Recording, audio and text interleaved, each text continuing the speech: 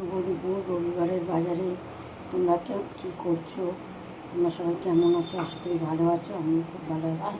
এই যে মাংস ধুয়ে রেখেছি, আলু কেটে রেখেছি, পেঁয়াজ, টমেটো, কাঁচা লঙ্কা, তেল বসিয়ে দিয়েছি।